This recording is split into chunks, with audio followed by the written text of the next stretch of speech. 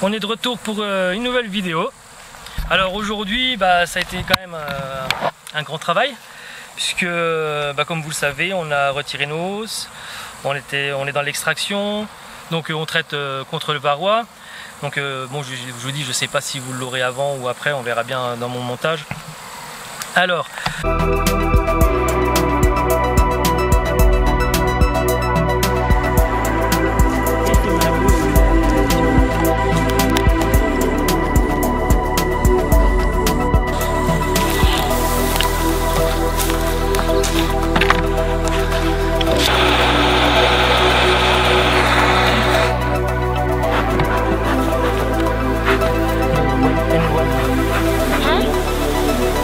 allez, hop là,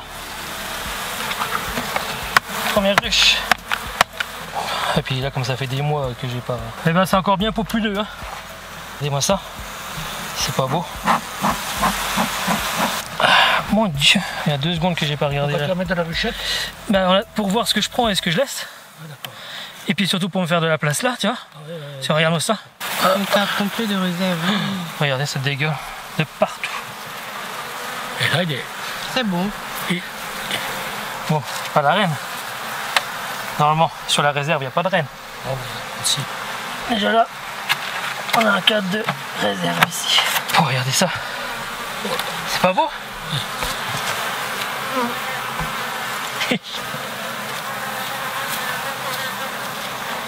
Voilà, à dire, hein, là, la ruche là, elle n'a pas été ouverte pendant, je sais pas, des semaines.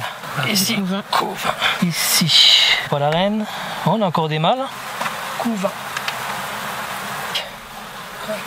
Notre reine est là. Notre reine est ici. Donc là, avec son point jaune. Allez, hop là. On a chopé notre reine qui est ici. Et dedans, comme ça, on peut travailler tranquillement. Vous voyez, avec son point jaune, enfin son long abdomen. Tirer les reines directement, comme il n'y a pas de jeune ponte, elles ne vont pas en faire d'elles-mêmes.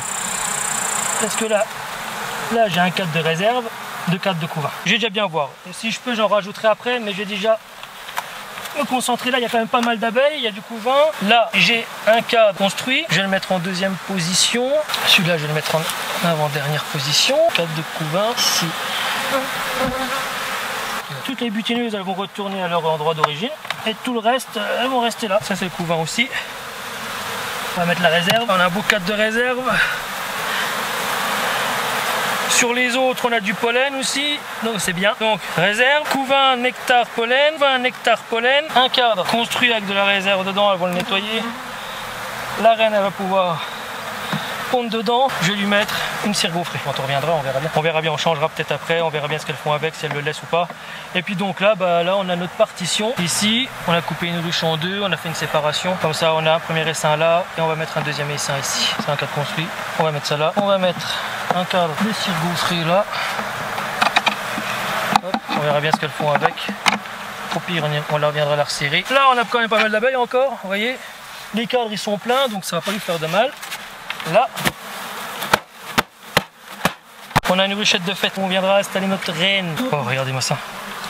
Le couvain. Regardez-moi ça, le couvain. Ça va sortir encore. Ah, tout ça, ça va sortir encore. C'est ça le truc, c'est que ça va sortir encore. C'est excellent. Hein. Oh la vache, c'est beau. Regardez ça. Il est bien dit. Elle est blindée, la ruche. Elle est encore blindée parce qu'elle a encore dans le ventre la ruche là. Il ne faut pas non plus la saigner. Regarde, c'est rempli de pollen. Pollen, couvain, nectar. Avec des belles couronnes de réserve, c'est parfait. Ça, c'est bien pour les nouvelles ruchettes, ça, tu vois. Celui-là, je vais moins le prendre en priorité. Parce qu'il y a du jeune couvain, Parce qu'il y a du jeune couvain, et j'ai peur qu'en mettant la jeune reine, que cette ruche-là, les abeilles préfèrent élever une reine avec leurs larves qu'avec les autres. Parce que comme on est un peu pris dans le temps, et puis qu'on peut pas attendre, 2-3 jours de bien leur pouliner, et puis de casser les cellules royales. Ouais, il y a pas mal d'abeilles, même encore là. J'ai même pas besoin de la secouer. Il y a assez d'abeilles. On va voir le monde qu'il y a, mais à mon avis, c'est rempli jusqu'au cabochon. Donc, voilà. Oh putain. Regardez ça. C'est pas beau? Magnifique. On peut lui en enlever aussi. On va lui faire une petite ruchette avec celle-là. Ah, c'est rempli jusque dans le nourrisseur. Elles sont même jusque dans le nourrisseur. Il faut lui faire de la place. Je vois pas. En tout cas, c'est intéressant à prendre celui-là. Elle ne comprend pas là, ça. Non, on la voit pas. Ça doit être le fond. C'est cache là maintenant. Mais il est beau son cadre. Celui-là il est bien. Celui-là je vais lui prendre. C'est bizarre que là on pas terminé. Hein? Il est blindé. Hein? Chut. On va mettre là. On va pas faire l'élevage. Donc là, il insère un cadre de pollen et de nectar. Je sais pas si vous avez bien remarqué, on est en train de faire des essaims. Mais en fait, on va faire cohabiter 2 essaims et donc 2 reines dans la même ruche. Et du coup, nous avons une partition centrale qui divise notre ruche en 2, qui empêche en fait les abeilles les abeilles d'une ruche à l'autre de se croiser. Bon, on va en faire une autre. Oh, regardez ça. Pas mal du tout. Hein. Ouais. Voilà. On l'a chopé. Madame est là, avec un petit point rouge. Voilà. Comme ça, on peut travailler tranquillement. Donc ici, on a quoi? Ici. Et voilà. Elle est là. Hop. Directement dedans. C'est chaud au lit. Attention. Regardez si c'est pas beau ici. On a une belle couronne de miel. Tout autour, une belle couronne de pollen. Et ici, on a un couvain serré. Nickel. Parfait. Belle ruche. C'est la ruche d'apicofette. Hein? Picovette. Ouais, ici on a la même chose.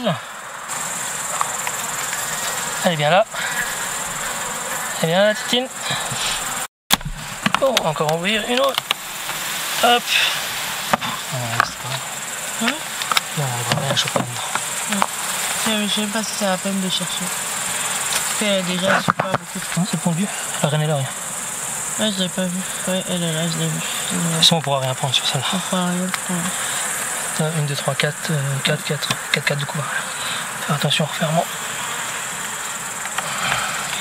Donc vous voyez, pendant la sélection, on ne peut pas prendre forcément tout et n'importe quoi.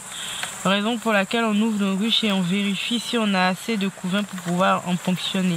Si on n'en a pas comme dans cette ruche, ben, on referme la ruche tout simplement.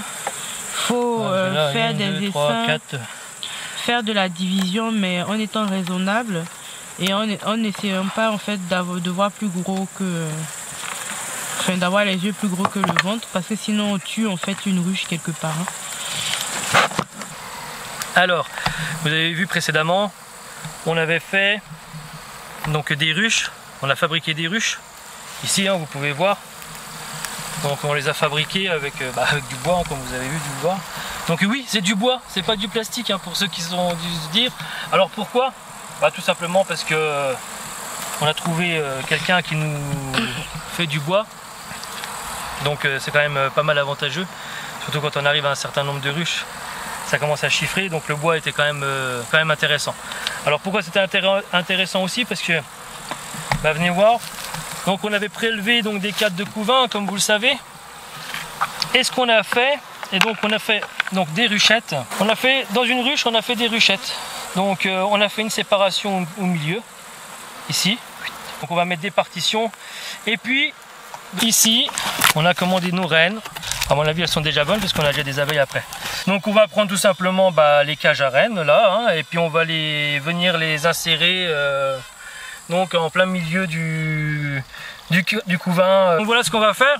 Et puis on va faire ça donc sur toutes nos ruchettes qui sont ici. Voilà, hein, ça sera rien de plus dur. Et puis on verra ça d'ici. Donc oui, pour dire, hein, on les a orphelinés pendant 24 heures avant. Ça n'a pas été fait sur le moment de la vidéo, là on les a fait à la veille quoi. Bon. Voilà, regardez. On vient de les poser à l'instant. Celle-là elle est juste un peu plus longue. Celle-là on vient de la poser à l'instant. Elles ont directement été sur la reine. Directement. Donc à mon avis les reines là, monsieur, elles sont bien vos reines. Donc là, il ne va pas avoir de problème. Hein. On va aller la positionner. Désolé, je vous la redonne. Bon, regardez ça. On est bien. Hein. On est pas mal. Hein. Donc là, bon, par contre, d'habitude, j'enlève toujours les accompagnatrices, mais là, franchement, ça a l'air d'être très compliqué à les enlever les accompagnatrices dans ça. Donc bon, on verra bien. T'as vu, chacune, ça se comporte vraiment comme deux ruches séparées. Ah ouais. Parce que chacune a allé vers sa reine et puis c'est tout. Hein. Ah ouais, on peut voir. Hein. Pourtant qu'elles sont l'une à côté de l'autre. Ouais. On peut les voir qu'elles vont chacun les unes sur... malgré qu'elles sont juste l'une à côté de l'autre, ouais, exact. Bon alors, on est de retour 8 jours après, d'accord, où on avait inséré nos rennes, comme vous l'avez vu juste avant dans la vidéo. Donc on va regarder. Alors oui, je les aurais bien laissés un peu plus longtemps, mais j'avais vraiment fait des petits essaims. C'est même pas parce que c'est pas une question que c'était des petits essaims, mais c'est que là on va partir 3 semaines en vacances, enfin 2 semaines. 2 semaines en vacances, donc je préfère venir regarder au bout de 8 jours ce que ça donne, parce que s'il y a des trucs qui ont raté, au moins je reprends les cadres et puis je les redistribue dans les autres ruches. Comme ça évitera qu'il y ait une ruche qui soit bourdonneuse et puis qu'il faut que je secoue tout le monde. Au moins je récupère toutes les abeilles et voilà. Donc on va regarder ça tout de suite. Alors c'est parti. Bon, ça manque un peu d'abeilles forcément, hein. On le sait. Bon, il n'y a plus personne dedans déjà, c'est déjà bon signe. Elle est là, la voici. Elle n'est pas marquée. Ben non.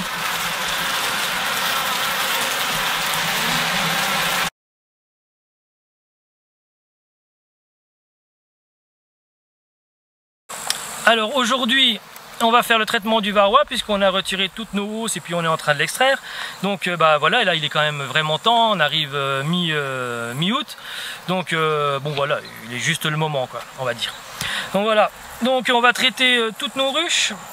Alors moi je me suis dirigé pour le traitement, je vous en avais déjà parlé un peu, donc vers ce médicament là, donc c'est l'Apivar.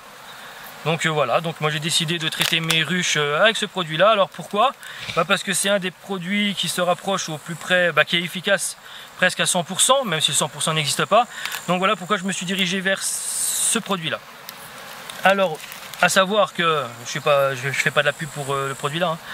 À savoir qu'il y a plusieurs traitements. Il y a des traitements bio, à l'acide oxalique, voilà, vous pouvez en voir plein d'autres si vous cherchez un peu sur internet.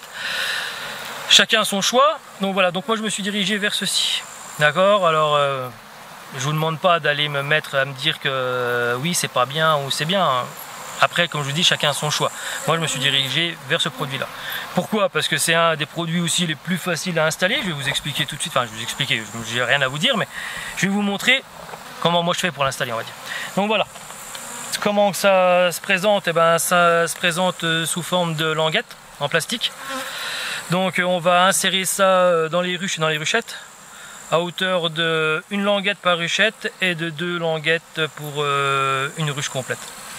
Donc voilà, donc rien de bien spécial, hein. Vous allez voir, hein, je vais ouvrir la ruche et puis on va l'insérer. Donc à insérer de préférence sur du couvain ouvert, d'accord. Comme ça au moins, les alvéoles elles sont traitées pour pas que les femelles varrois, elles aillent pondre dedans. Et au moins même si elles ont pondu dedans, elles seront vite négociées. Bon là on est sur une ruchette. Donc une ruchette, on va lui mettre juste une languette. Donc là on a du couvain ouvert. Donc je vais même pas chercher à comprendre ou à chercher la reine. Et on va mettre notre languette d'Apivar. Donc ici. Là ce sera un cadre de couvain aussi. Donc notre languette d'Apivar. Soit il y en a qui mettent un clou ou une brindille en bois ici pour le suspendre. Moi je me sers de ça. Hop. Donc on va mettre ça bien au milieu. Hop là, qu'est-ce que je fais? Papy Moujo. Tremblette Marcel. Hop, et puis voilà. Là je vais marquer juste mes cadres pour savoir de quelle saison ils sont. Mais bon, je pense pas que ce soit bien compliqué à aller mettre une languette entre 2 cadres de couvain, ouverts principalement. Donc en gros, comme ils le disent, que je vérifie bien, normalement c'est 12 semaines je crois. Donc voilà pour le traitement varroa, rien de bien dur. Bon après, il y a plusieurs traitements. Moi je me suis dirigé vers le produit là. Parce que apparemment c'est un des produits, on va dire, le plus efficace. Donc j'ai pas à m'amuser à faire, à savoir à quelle ruche ou pas je dois mettre ça. Ouais, je fais du traitement systématique, hein. Je vais pas m'amuser à me dire que celle-là elle en a pas beaucoup, celle-là elle en a beaucoup, et voilà. Après comme vous le savez, malheureusement, j'ai pas les possibilités d'être là tous les jours non plus pour avoir assez de temps pour me dire je vais mettre de la graisse sous une plaque Aquilux et puis aller faire un comptage et patati et patata. Donc malheureusement moi je peux pas j'ai pas le temps de me coller à ça. Donc voilà, je prends ce qui a été le plus efficace. Je vous dis, hein, ça serait que de moi, si j'avais un autre produit ou autre qu'un produit chimique, j'essayerais de le faire, mais bon voilà, je vais pas m'amuser. Ça a été trop de travail et puis trop de temps pour pouvoir faire tout ça. Donc j'essaye de me diriger vers quelque chose qui est le 100% efficace, même si le 100% n'existe pas. Donc voilà pourquoi je me suis dirigé vers ceci. Voilà pour le traitement varroa. Voilà, j'espère que cette vidéo vous aura plu. Je vous dis à bientôt pour une prochaine vidéo. Ciao!